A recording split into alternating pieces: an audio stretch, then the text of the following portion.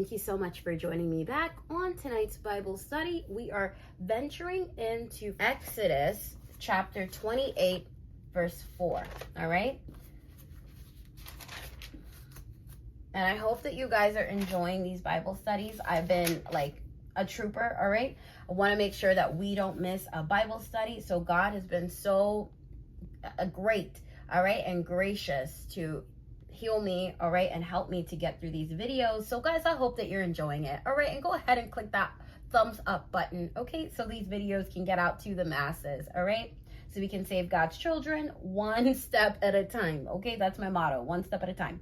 So guys, Exodus chapter 28 verse 4 says, "And these are the garments which they shall make, a breastplate and an ephod and a robe, and a broidered coat, a mitre, and a girdle. And they shall make holy garments for Aaron thy brother and his sons, that he may minister unto me in the priest's office." All right? So we know that the ephod, all right, is what the priest wears, okay? And let's continue on in to verse 6, okay? To verse 14. So again, we're still in Exodus chapter 28, but verse 6 through 14. "And they shall make the ephod of gold, of blue, and of purple, of scarlet, and fine twined linen with cunning work." Okay, so it's beautiful, made of gold, blue, purple, of scarlet. All right. "It shall have the two shoulder pieces thereof joined at the two edges thereof, and so it shall be joined together. And the curious girdle of the ephod which is upon it shall be of the same according to the work thereof, even of gold, of blue, and purple, and scarlet, and fine twined linen.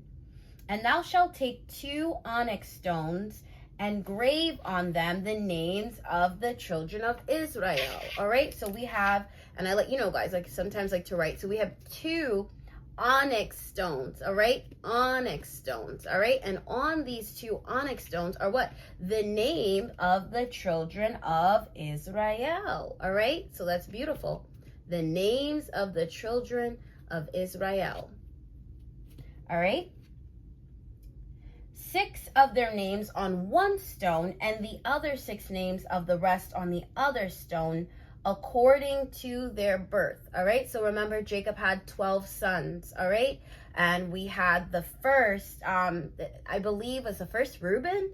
Give me 1 second, let me check. I believe the first son was Reuben, but let's just double check. All right guys, yes, so if you go to Genesis chapter 29 verse 32, we do see that, yes, Reuben is the first son, okay? And Leah conceived and bare a son, and she called his name Reuben. For she said, "Surely the Lord hath looked upon my affliction. Now therefore my husband will love me." All right, so we have the firstborn son of Jacob is Reuben, and we have the lastborn son is Benjamin, okay? So now on these 2 onyx stones, you have the names of the children of Israel listed and the dates of when they were born, all right, in order. All right, let's continue on. So that's beautiful in itself, okay? "With the work of an engraver in stone, like the engravings of a signet, shalt thou engrave the 2 stones with the names of the children of Israel. Thou shalt make them to be set in ouches of gold." All right, so their names are engraved and it's set in gold. Beautiful. Verse 12, "And thou shalt put the 2 stones upon the shoulders of the ephod for stones of memorial unto the children of Israel. And Aaron shall bear their names before the Lord upon his 2 shoulders for a memorial. And thou shalt make ouches of gold, and 2 chains of pure gold at the ends of wreathen work shalt thou make them, and fasten the wreathen chains to the ouches." All right, so we see that it's literally, you know, an ephod. It's like this area. All right, and let's continue because I think this is important. Verse 15, all right, we're still in chapter 28 of Exodus, okay? "And thou shalt make the breastplate of judgment with cunning work after the work of the ephod. Thou shalt make it of gold, of blue, and of purple, and of scarlet, and of fine twined linen shalt thou make it. 4 square it shall be, being doubled. A span shall be the length thereof, and a span shall be the breadth thereof. And thou shalt set it in its settings of stones. even 4 rows of stones. So the first row shall be a sardius, a topaz, and a carbuncle. This shall be the first row. Okay, so the first row has 3 stones. And the second row shall be an emerald, a sapphire, and a diamond. And the third row, a ligure, an agate, and an amethyst. And the fourth row, a beryl and an onyx and a jasper. They shall be set in gold in their enclosings. All right. And the stones shall be with the names of the children of Israel, 12 according to their names, like the engravings of a signet. Every one with his name shall they be according to the 12 tribes. And thou shalt make upon the breastplate chains at the ends of wreathen work of pure gold. And thou shalt make upon the breastplate 2 rings of gold, and shalt put the 2 rings on the 2 ends of the breastplate. And thou shalt put the 2 wreathen chains of gold into the 2 rings which are on the ends of the breastplate, and the other 2 ends of the 2 wreathen chains thou shalt fasten in the 2 ouches, and put them on the shoulder pieces of the ephod before it. All right? And thou shalt make 2 rings of gold, and thou shalt put them upon the 2 ends of the breastplate in the border thereof, which is in the side of the ephod inward. All right? So, you have the names, the onyx stones on the top with the names of the children of Israel listed in the dates that they were born. So we have the eldest Reuben and the youngest being Benjamin, okay? Then you would have like the gold chains going down, and then you'd have the breastplate, all right? And underneath where the breastplate is, okay, you're going to have the 4 rows of 3 stones each, all right? With beautiful stones, okay? And each stone is for one of the sons of Jacob. All right, so guys, which are the children of Yasharel, Israel. So guys, what is so interesting is you could see how the world has stole, okay, the Lord's precious stones, okay, the 12 stones, and they've turned it into a stone per month, all right? And they're telling people that if you're born on a certain month, that is your birthstone. No, no, no, no, no.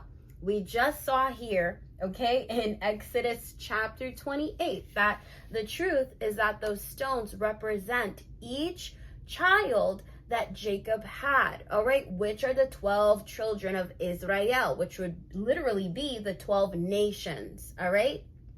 So interesting. So guys, just know that this ephod is special, all right? And it's also the names at the top of the 12 tribes, okay? It is a memorial, all right?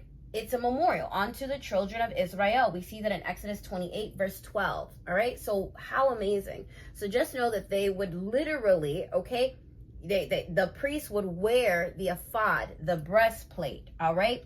The robe, the broidered coat, a mitre, all right, and a girdle, all right? And these are the holy garments that they wear, all right? And when they're speaking to the Lord and the Lord speaking back to them, everything that they wear has a purpose, all right? So that ephod had a huge purpose, and so did the breastplate, all right? So let's continue, and I think that was really good for us to learn, because guys, this world has us thinking that a lot of things that we see is like one way, but it's not, okay? So guys, let's continue on, all right? So we are back in 1 Samuel chapter 23, and we're just gonna start at verse 13, okay? Then David and his men, which were about 600, arose and departed out of Keilah, and went whithersoever they could go. And it was told Saul that David was escaped from Keilah, and he forbore to go forth, all right? So David is like, let's get up out of here, okay? It's him and his 600 men, and they're fleeing. And David abode in the wilderness, in the strongholds, and remained in a mountain in the wilderness of Ziph. And Saul sought him every day, but God delivered him not into his hand. All right, so God is holy. He kept David safe. And David saw that Saul was come out to seek his life. And David was in the wilderness of Ziph in a wood. And Jonathan, Saul's son, arose and went to David into the wood and strengthened his hand in God. All right, and he said unto him, fear not, for the hand of Saul my father shall not find thee, and thou shalt be king over Israel, and I shall be next unto thee. and that also Saul, my father, knoweth. All right, so how beautiful. Okay, his right hand man, Saul, is coming to strengthen him in a time of adversity, in a time of literally like strife, in a time of sadness, in a time of, like in worry. All right, but David knows that God has his back. All right, and then look, also Jonathan is letting David know that you will be king over Israel, and I shall be next unto thee, and my father knows it. All right, let's continue. And they too made a covenant before the Lord. All right, so here they are coming into agreement. And this is Jonathan and David. And David abode in the wood, and Jonathan went to his house. Then came up the Ziphites, okay, because remember, David is in the wilderness of Ziph in a mountain. All right, then came up the Ziphites to Saul, to Gibeah, saying, Doth not David hide himself with us in strongholds in the wood, in the hill of Hakilah, which is on the south of Jeshimon? Now therefore, O king, come down according to all the desire of thy soul to come down, and our part shall be to deliver him into the king's hand. They're totally telling on David. And Saul said, Blessed be ye of the Lord, for ye have compassion on me. Go, I pray you, prepare yet, and know, and see his place where his haunt is, okay, or where his foot is, and who hath seen him there, for it is told me that he dwelleth very subtly. All right, so it's like he's kind of sneaky. Saul is saying, I can't find him, so please go ahead and find that person who said they saw him and tell me where he is. Verse 23, see therefore, and take knowledge of all the lurking places where he hideth himself, and come ye again to me with a certainty, and I will go with you. And it shall come to pass, if he be in the land, that I will search him out throughout all the thousands of Judah. So he's saying, let me know for sure. Okay, then I'll move out. Then I'll come. All right. Verse 24. And they arose and went to Ziph before Saul. But David and his men were in the wilderness of Maon, in the plain on the south of Jeshimon. Saul also and his men went to seek him, and they told David wherefore he came down into a rock and abode in the wilderness of Maon. And when Saul heard that, he pursued after David in the wilderness of Maon. And Saul went on this side of the mountain, and David and his men on that side of the mountain. And David made haste to get away for fear of Saul. For Saul and his men compassed David and his men round about to take them.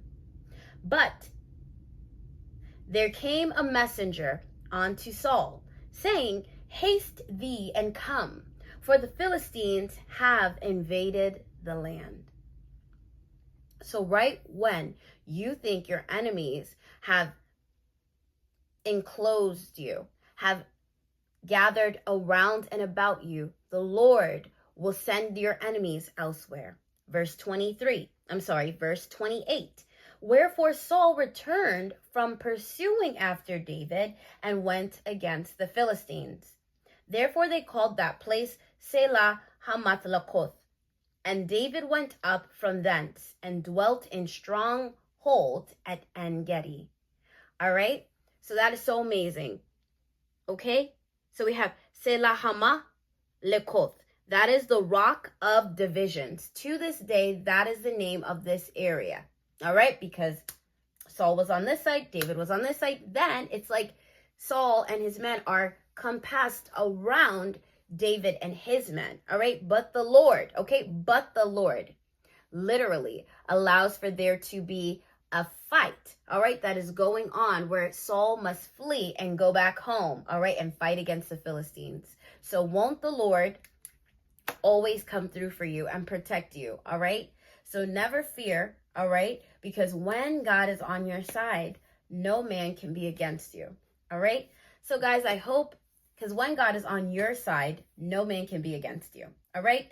So guys, I hope that you enjoyed this Bible study. I know I did, especially the Ephod, okay? I really enjoyed learning more about the Ephod, all right? So guys, let me see here. Yeah, there's a couple of other verses, but I really, really love, knowing where the ephod came from. All right. That is one of the instruments that the Lord uses to communicate with the children. Okay. His children, the children of Yasharel or Israel. All right. And the priest, they're the ones who wear the ephod with the breastplate. And it's amazing to see. That was in the book of Exodus, okay, when the children of Israel were led out of captivity with Moses and Aaron. And then now what is amazing is here we're seeing the ephod being used hundreds of years later, all right, with David, all right, telling Abiathar the priest to go ahead and bring the ephod, all right, and David is seeking counsel from the Lord, and he has the ephod with him, all right. So guys, make sure that you pray tonight, all right? A beautiful prayer between you and the Lord. Go ahead and, like I said, on Sunday, just steal away, get away from the noise, go into a quiet place, communicate with the Lord, because he does speak, all right? And you don't need any person to tell you what thus saith the Lord, all right? You want to hear from the Lord yourself, all right? So that's what I'm here to do, direct you to the most mighty God, our King, the high and lifted up God of all, okay? The God of heaven, the God of earth, and the God of the seas, all right? Have a great evening, guys, and come on back next week for Bible study. And please, guys, go ahead and subscribe. Go ahead and like this video, all right? And share it too, okay? So whoever is wanting to grow up in the Lord, they can grow one step at a time. See you guys soon.